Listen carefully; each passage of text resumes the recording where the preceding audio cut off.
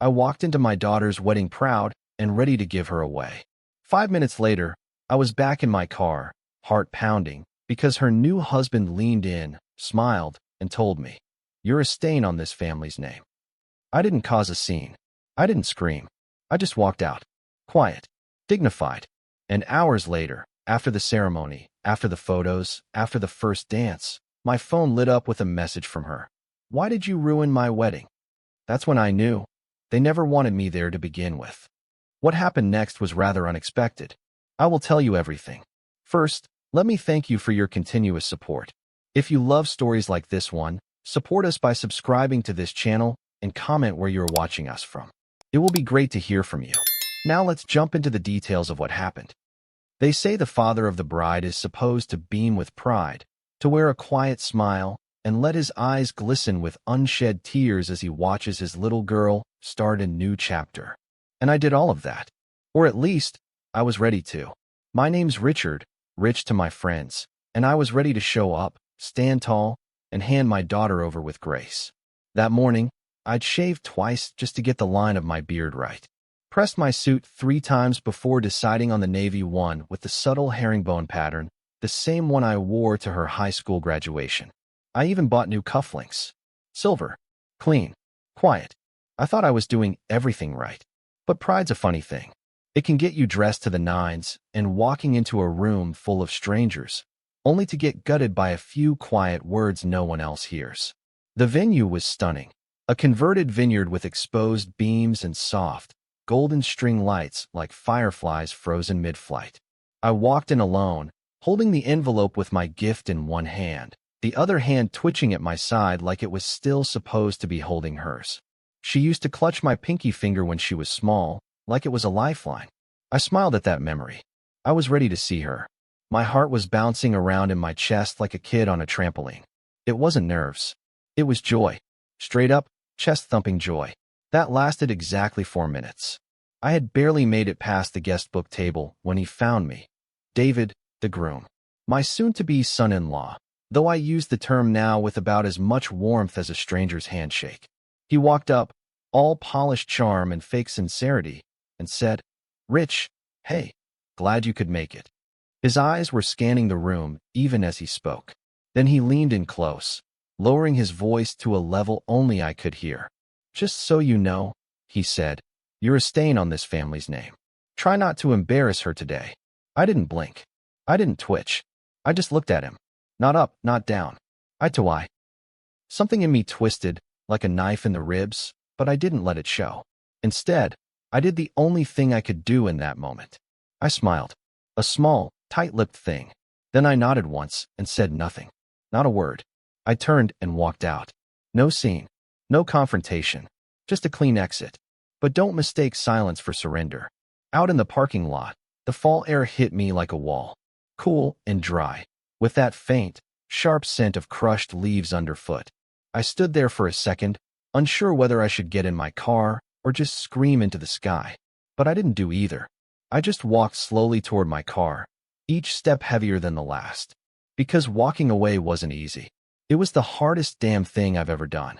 You don't raise a child, especially not mostly on your own, just to be told that you're a stain. You don't tuck them in every night, or pick them up from middle school when they get their period early and don't know what to do, just to be erased like a smudge on someone's perfect wedding day. But apparently, somewhere along the way, I stopped being part of her story and started being an embarrassment.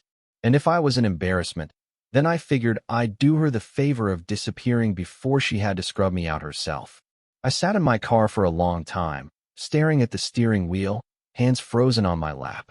I didn't cry. Not then. I just kept replaying what he said. A stain. Like I was some shameful memory, some mark she couldn't scrub out of her new life. I kept thinking, what the hell did I do to deserve that? Because the truth is, I gave up everything for her. When her mom left, it wasn't some amicable divorce. No, it was fireworks and lawyers and lies. She moved out of state, found some new guy with a boat, and left me holding the bag and the baby. I raised Natalie. I packed her lunches, drove her to dance class, sat front row at every recital, and even learned how to braid her hair from YouTube tutorials. I was never perfect, but I showed up. Every damn day. I showed up when it was hard, when I was broke, when I was lonely, when she was angry at me just for existing during her teenage years. And now I wasn't even worth a seat at the reception. I scrolled through my phone. My thumb hovered over her name. Natalie. The same name I whispered the first time I held her in that tiny hospital room, swaddled and squirming and already too alert. I didn't call. I didn't text. I just stared at it like it was a wound. Eventually, I sent one text to my younger brother, Paul. Just left the wedding. Don't ask. Call me later. His reply was instant. What happened? You good? Want me to come get you? But I didn't answer. Not yet. Because I wasn't sure what the truth was. I wasn't good. But I didn't want anyone to come get me either. I just needed to sit with it. I watched guests drift past the windows of the venue like shadows. The music started up, soft piano at first, probably the walk down the aisle. That was supposed to be my moment, too. Walking her down, handing her off, maybe giving a short speech, something heartfelt. I even had one written, folded up in my pocket. I didn't read it. Couldn't. But I knew how it started.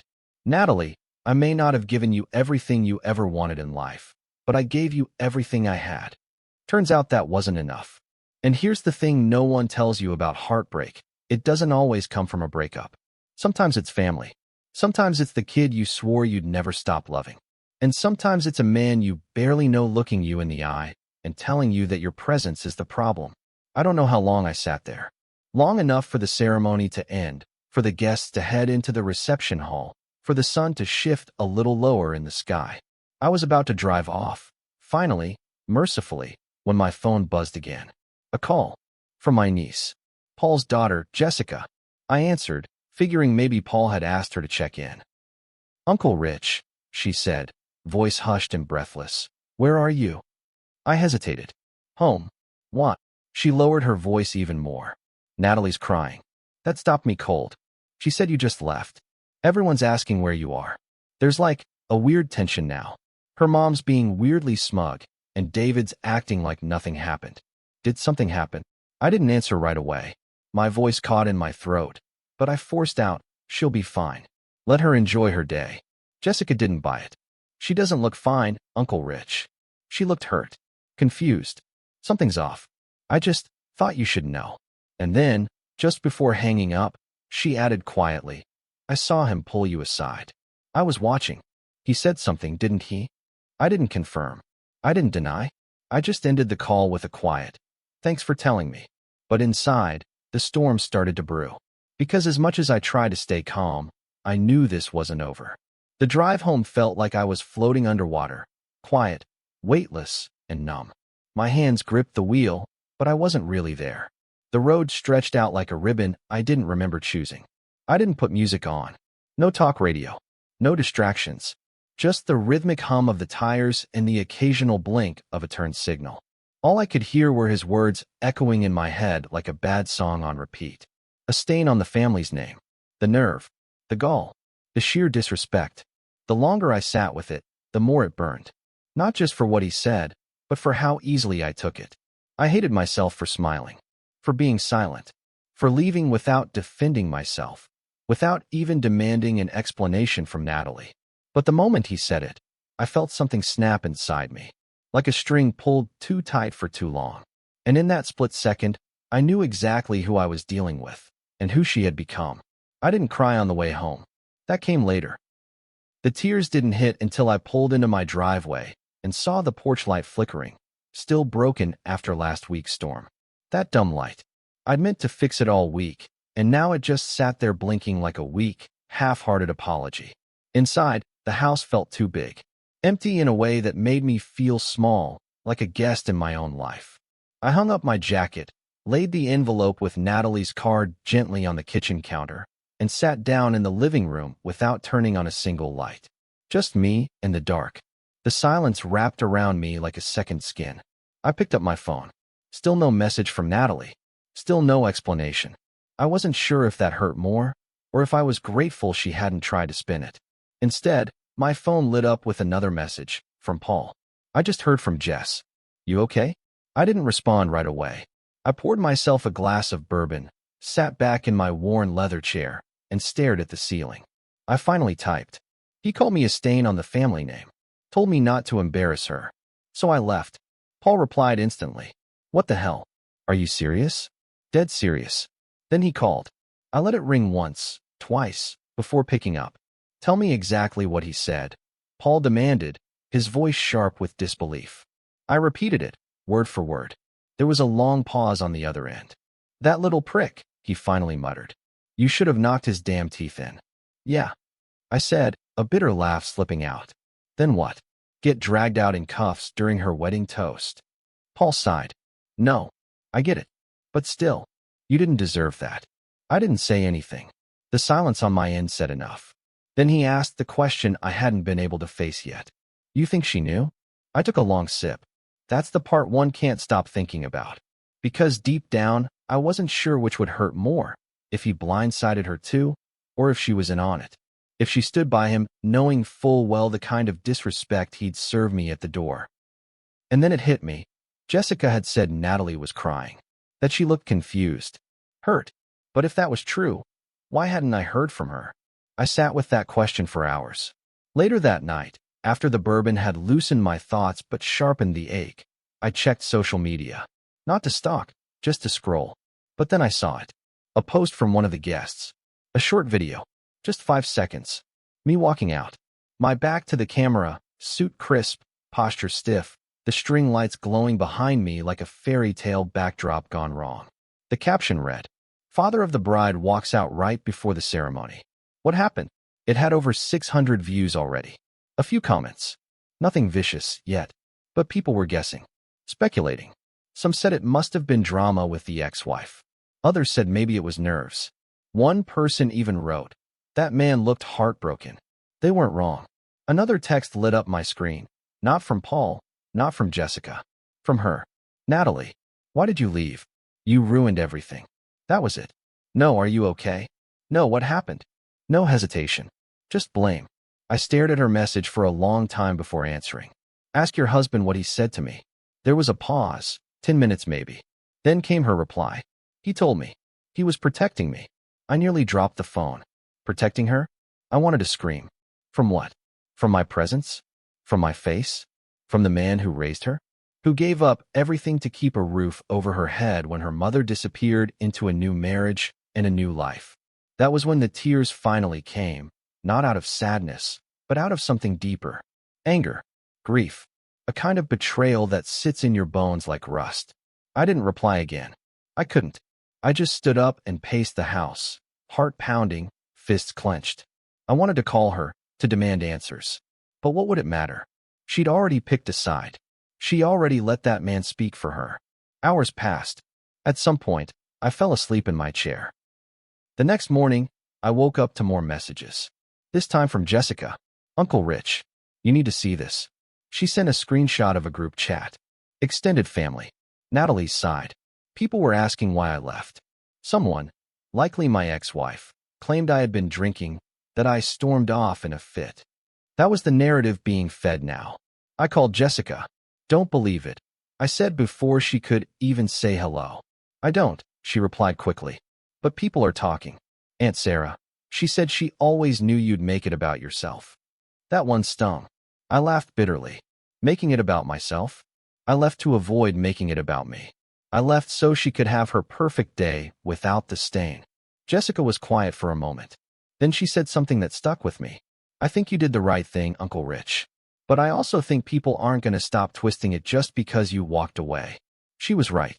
Walking away didn't preserve anything. It just gave people room to write their own version of the story. And in that moment, I realized something. Silence can be graceful, but it can also be dangerous.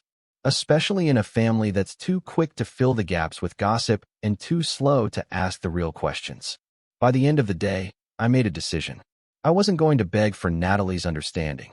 I wasn't going to fight to sit at a table where my presence was treated like poison. But I also wasn't going to let the lie live unchecked. This story wasn't over yet. By Monday morning, the video had made its rounds. Not viral, but enough to matter. Enough to sting. A few hundred more views. A handful of comments from strangers who didn't know me from Adam. Most were harmless. Curious. But one caught me off guard. Groom pulled a power move. Old man couldn't handle it. I read it 3 times. Power move? What kind of man takes his wedding day, his wife's wedding day, and uses it as a stage to humiliate her father? What kind of twisted performance was that? I clicked the profile. Blank. No photo. Probably one of his friends. Or worse, someone in the family hiding behind a burner account. And for the first time, I felt something shift in me.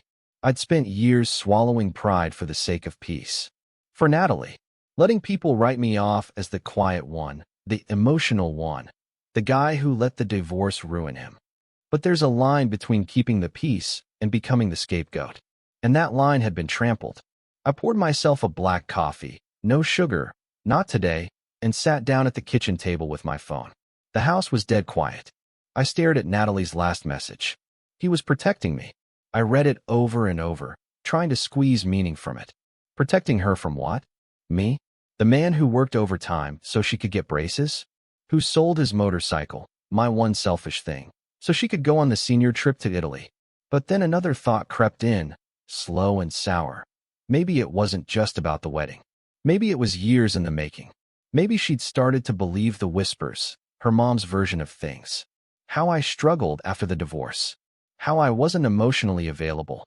Code words. Polite insults. A slow poison that turns a daughter against her father one drop at a time. I opened a new message, typed out, "What exactly did he protect you from, Natalie?" And then I deleted it. Not because it wasn't fair, but because it didn't matter. I didn't want clarity anymore. I wanted truth. And she'd show me hers. Silence. Blame. Complicity. That afternoon, Paul came over. He didn't knock. Just walked in, like we were back in high school sneaking beers into Dad's basement. "You're trending in our family group chat," he said, dropping his keys on the counter. "Mom's pissed. Says you embarrassed the family name." Funny how she's echoing David's words, huh? Always did love the sound of someone else's voice in her mouth, I muttered. He laughed, dry and humorless. "You want a drink? It's noon." He grabbed 2 beers anyway. We sat outside, sun spilling across the deck like nothing had happened, as if the weekend hadn't detonated the entire foundation of my relationship with my daughter. Paul leaned back in his chair, arms crossed. "I heard a rumor," he said carefully. "Don't know if it's true, but I think you should know." I turned to him, already bracing. "Mom said Susan, your ex, only agreed to help pay for the wedding if you didn't give a speech." My stomach dropped. "You're kidding," I said flatly. He shook his head. "Nope. Apparently, David brought it up during the planning stages. Told Natalie it was for the best, less drama, less chance of you making it about you." Jesus Christ, I breathed. I sat back, stunned. All that time I thought I'd been invited to share the day. Turns out, I was just another liability to be managed. Paul looked at me, brows furrowed. "Rich, did you even know she was making a speech?" "No," I said. "I didn't. I just assumed, father of the bride, you know." He nodded slowly. "That's because you're decent. You assume the best. They didn't." We sat in silence, both of us drinking in the full weight of it. I reached into my pocket and pulled out the folded note. The speech I never got to give. I handed it to him. He read it quietly. His jaw tightened by the end. "This would have leveled the room," he said. "In a good way." I nodded. "Guess we'll never know." He looked at me. "You thinking of telling your side?" I didn't answer right away, but something had changed in me. I could feel it in my bones. That urge to protect her feelings above my own, gone. Replaced by something colder, clearer. A desire to reclaim the story. My story. That night, I posted my own message. Not to the world. Not to the internet. Just to the family group chat. I didn't walk out to ruin Natalie's day. I walked out because her husband called me a stain on the family name before she even walked down the aisle. I said nothing. I caused no scene. But I will not sit quietly while lies get passed around as truth. If you think my silence was weakness, let this be your correction. No emojis. No pleasantries. Just fact. The fallout came quickly. A cousin messaged privately. "I'm so sorry. I had no idea. That's disgusting." An aunt replied. "Maybe he misspoke?" To which I responded, "No, he was clear." And I was silent. But not anymore. By morning, the chat had splintered. Some backed me. Others avoided the topic entirely. Natalie, still silent. Until Wednesday. Her name lit up on my phone again. A voice message this time. That alone was new. I hesitated before hitting play. Her voice was shaky, like she'd been crying, but there was steel beneath it. I didn't know he said that to you. He told me later, but only after I texted you. He said you took it the wrong way, that he meant it as a joke. I don't know what to believe anymore. I wish you hadn't left. I stared at the screen. A joke? There's no version of those words that come off as a joke. And deep down, I think she knew that. But it was easier to play the middle than to face what marrying him really meant. I recorded my own voice message. You want the truth? I didn't leave because of what he said. I left because you let it stand. Because when I told you, you didn't call him out. You defended it. You made your choice. And I'm making mine. I didn't know if she'd respond. But I knew this. I wasn't going to be a punching bag in my own family's narrative. She'd married into a family that saw me as a blemish. She could choose to see me differently, but I wouldn't spend another day begging for the benefit of the doubt. Not when I'd already given everything I had. It started with a wedding guest, someone I didn't know. A friend of David's, maybe.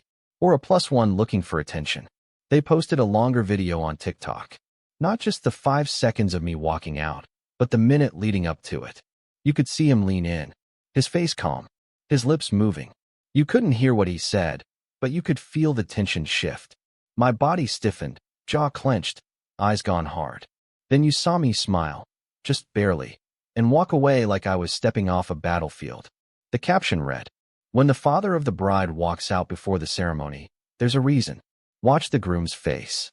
It had 38,000 views by Thursday afternoon. By that evening, 110,000. Strangers in the comments were calling it disrespectful, chilling, a power move gone wrong. Someone slowed the video down and zoomed in on David's mouth. One lip reader claimed he said exactly what I heard. "You're a stain on this family's name."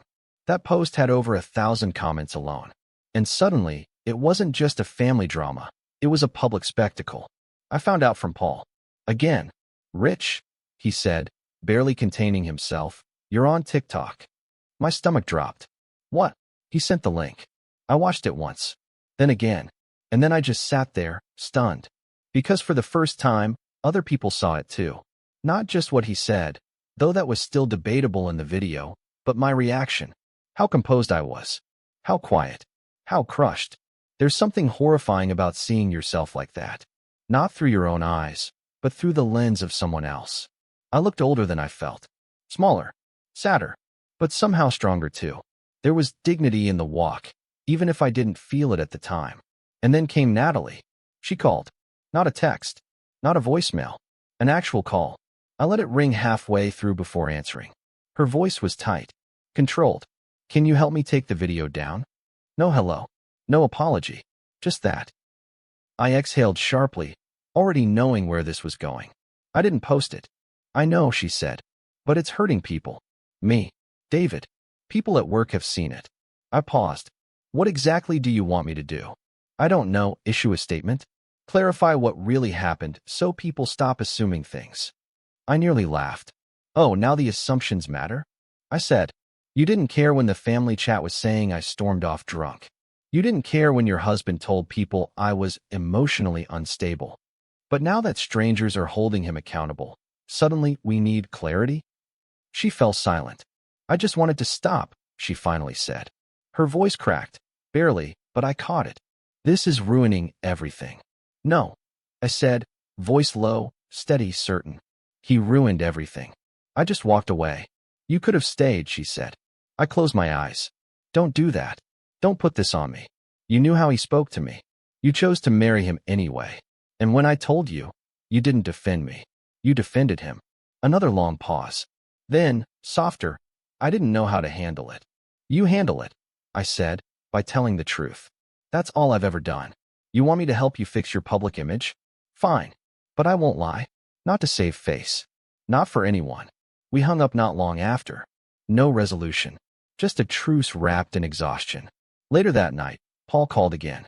"Bro, you're not gonna believe this." I was already bracing. "What now?" "There's a podcast episode." "Eh, what?" He laughed. "Swear to God. Some relationship podcast picked up the TikTok. They're doing a breakdown, calling it Red Flag Wedding." I groaned. Jesus. But I listened. I couldn't help it. The host, a sharp, no-nonsense woman, summed it up better than anyone else had. If your groom is insulting your father 5 minutes before you walk down the aisle, and your response is to blame your dad for leaving, sweetheart, the marriage isn't starting with love. It's starting with control. It was brutal, honest, and it hit me harder than I expected. Not because I needed validation, but because, for once, someone said it out loud. This wasn't about one insult. This was about years of quiet discrediting. About a man who couldn't stand the fact that his wife loved another man first, her father. And about a daughter too afraid, or too conditioned, to challenge that. But not everyone was sympathetic. The DMs started next. Some anonymous accounts accused me of playing victim. Others said I should have stayed for her sake, no matter what. That real fathers don't walk away. But then came one message I'll never forget. It was from a stranger, middle-aged, maybe. No profile picture. Just a single sentence. I left my daughter's wedding too. You're not alone. That one broke me. I put the phone down and cried like I hadn't in years. Not the silent kind. Not the cinematic, single tear down the cheek kind. Ugly, chest-heaving sobs. Because I realized I wasn't alone. And for the first time, it felt like the world had shifted just enough to make space for my pain. And that's when it hit me. Maybe this wasn't about reclaiming the narrative. Maybe it was about releasing it. Letting people know that fathers get hurt too. That showing up for your kid doesn't guarantee you a permanent place in their life. That sometimes love gets rewritten by new loyalties. And the only thing you can do is step aside with your dignity intact. I didn't take the video down. I didn't comment. I didn't explain. But I printed out one of the comments and pinned it to the fridge. That man walked away with more class than anyone in that room. And every morning since, I've read it while pouring my coffee. Not because I need strangers to affirm my worth, but because in a house that once echoed with bedtime stories and teenage tantrums, that small piece of paper reminds me. I didn't lose a daughter that day. I let go of someone who didn't see me clearly anymore. She asked to meet at a small cafe halfway between our homes. Neutral ground. Public. Probably her way of making sure things didn't get messy. Not that I ever raised my voice to her, even once. But when someone's already rewritten your character, they start preparing for scenes that only exist in their imagination. I got there 10 minutes early. Old habit. Show up early. Be ready. Never let them say you kept them waiting. That's what I used to tell her when she was in high school, back when I was still teaching her how to drive and how to read people. Watch how someone treats the waiter, I used to say. Tells you everything. She walked in exactly on time. Hair pulled back, sunglasses tucked into the collar of her sweater. Her wedding ring caught the light like it had something to prove. She looked older than the last time I saw her, but maybe that was just me. Maybe it was knowing too much now. She sat down without a smile. I didn't offer one either. The waitress came by. We both ordered coffee. Black for me. Oat milk and cinnamon for her. Same as always. Funny how some things don't change even when everything else has. She looked at me, lips pressed together like she was still deciding whether this was a conversation or a trial. So, she said, you walked out of my wedding. I took a breath. Held it. Let it out slow. No, I said. Your husband pushed me out. I just left before I embarrassed you further. She blinked, clearly not expecting me to come in that direct. Good. I was done softening the edges for her comfort. You could have told someone, she said. Told me. Instead of leaving like that. I did, I said calmly. I texted you. You said he was protecting you. That was your answer. She looked down at her coffee, fingers trembling just enough for me to notice. He told me you were acting hostile, she said. That you came in angry, looking for a fight. I nodded slowly, the way you do when someone you love lies to your face and expects you to smile through it. Did I look angry in that video, Natalie? She winced. I saw it, she admitted. Everyone has. Good, I said. Then you know? I didn't come in angry. I came in proud. Nervous, maybe. Emotional. But happy. Until he said what he said. She didn't argue. She couldn't. Not anymore. You didn't even fight back, she whispered. Would it have mattered? I asked. She looked at me then. Really looked. And for a second, just a second, I saw something shift in her. That little girl who used to crawl into my lap after nightmares. The one who used to call me her hero. I don't know, she said. I leaned forward. Not angry. Not accusing. Just tired. Natalie, I raised you. I stayed when your mother left. I took the job with the longer commute because it meant better health insurance. I sold my bike so you could go to Europe. And not once, did I ever ask for anything back. But this silence, this version of me you've let him paint, I can't carry that for you. She swallowed hard, eyes glassy now.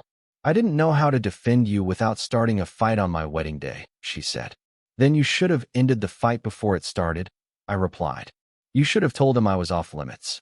You should have made it clear. I thought I did, she whispered. I sat back, shaking my head. Then you weren't loud enough. The waitress came by, sensing the tension, but we waved her off. Neither of us had touched our coffee. She finally spoke again. He's not perfect. I know that. Then why are you letting him control how people see me? She didn't answer, because she knew that somewhere along the way, she'd started choosing peace in her marriage at the cost of her relationship with me. That David didn't just dislike me. He wanted me out of the picture, and she'd let him set the terms. After a long silence, she said something I wasn't ready for. I think part of me resented you. I sat with that. Why? For staying. For trying so hard. For making it harder to hate you when Mom left. It messed me up. I didn't know who to blame. And you picked me. She didn't deny it. I'm sorry, she said, voice breaking now. I needed someone to be the reason why things weren't perfect. And you were there. She wasn't. I exhaled slowly. The honesty hit harder than any insult. Do you love him? I asked. I do. Even after all this. She nodded. But I don't know if I respect what he did. Or how I handled it. That was the closest I was going to get to an apology. And honestly, it was enough. I stood up. I love you, Natalie. Always have. Always will. But I can't keep showing up to a story where I'm the villain. I didn't walk out of your life. I walked away from being humiliated. There's a difference. She stood too, tears quietly falling now. Are we done? I shook my head. No. But we're not the same. And maybe we shouldn't be. She hugged me. Hesitant. Brief. Like someone hugging a stranger they used to know. And that was the last time I saw her for a while. The house hadn't changed. Same creaky floorboard near the hallway. Same flickering porch light I still hadn't fixed. Same faint smell of cedar and old books in the living room. But something in me had. I walked through it slower now, more deliberate. Not like a man returning home, but like someone reclaiming space he thought he might have lost forever. I sat down in the old chair by the window. Same spot I'd collapsed into after leaving the wedding. Same place I'd cried into my hands while bourbon burned down my throat. Only now, the ache had dulled. Still there, always would be, but different. No longer open and raw. More like scar tissue. Faint. Tight. Real. Natalie hadn't called since the cafe. Neither had I. And that silence? It was peace. Not the kind I used to chase. The let's just move past it kind. Not the forced quiet of swallowing your feelings to avoid a fight. No, this was earned peace. The kind that comes after you finally say the things that needed saying. The kind that comes when you let go of trying to be understood by someone who's already decided who you are. There was no reconciliation. No dramatic reunion. Just a quiet, mutual understanding. We both knew where we stood. And for the first time in years, I wasn't bending to close the gap. People still talked, of course. Family members circled like vultures, offering their unsolicited wisdom. You should have stayed. It's her husband. You need to accept him.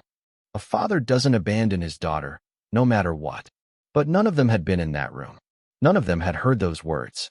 A stain on the family name. I'd carried that phrase like a splinter in my mind for weeks, poking at it every now and then just to remind myself it was real. Not imagined. Not exaggerated. Real. Delivered coldly. Deliberately. And Natalie, my Natalie, had done nothing to defend me from it. I wasn't angry anymore. But I wasn't reaching across that divide again either. I still kept her childhood photos on the mantle. Her first ballet recital. Her senior prom. The Polaroid from the father-daughter camping trip where she fell in the river and we both laughed until we couldn't breathe. I didn't take those down. I never would. Because no matter what she thought of me now, I knew who I'd been then. I knew what I gave. What I sacrificed. What I built out of nothing for the sake of one little girl with big eyes and a fragile heart. And that was the part no one could rewrite. Not her husband. Not my ex. Not even her. Paul stopped by again a week later, holding a six-pack and shaking his head. You seen the newest post? He asked. What now? He held out his phone. A new video from that same wedding guest. This one wasn't about me. It was about the groom. Apparently, someone caught him at the reception, drunk and bragging to his buddies. The audio wasn't crystal clear, but you could make out enough. Told her old man where he stands. Didn't think he'd actually walk, though. Guess I called his bluff. And then laughter. The kind that curdles your stomach. I handed the phone back.